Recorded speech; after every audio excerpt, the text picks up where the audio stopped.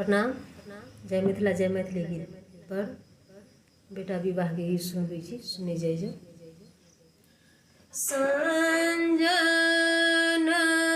संजनपुर सजे डोमरा एक आएला डलबा गोल जाड़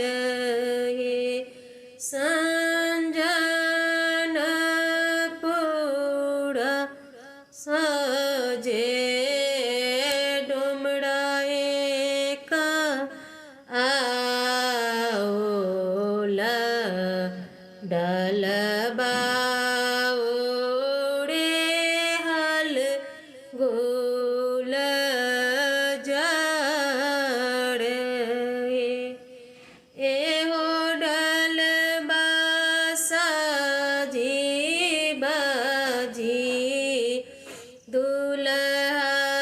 से रामचंद्र दुल्हा साजी चलल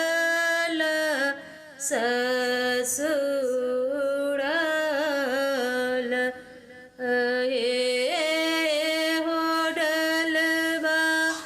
साजी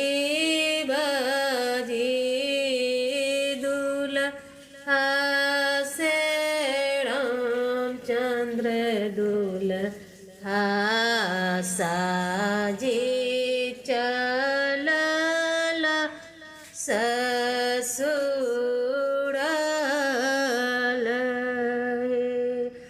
घर से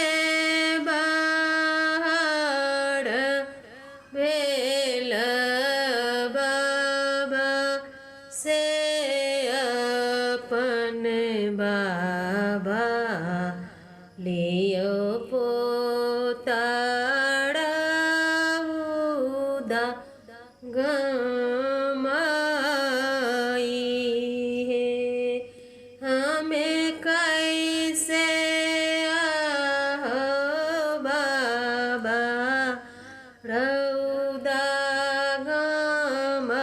गमाएब ई हमरो के हेड़ई हेता बाट घाम त छूटी गेल पग पसीजी गेल भेजी गेल घोड़ा के लगाम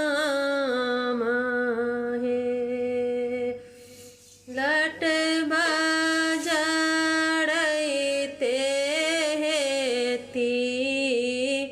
मंगिया फाड़ते हेती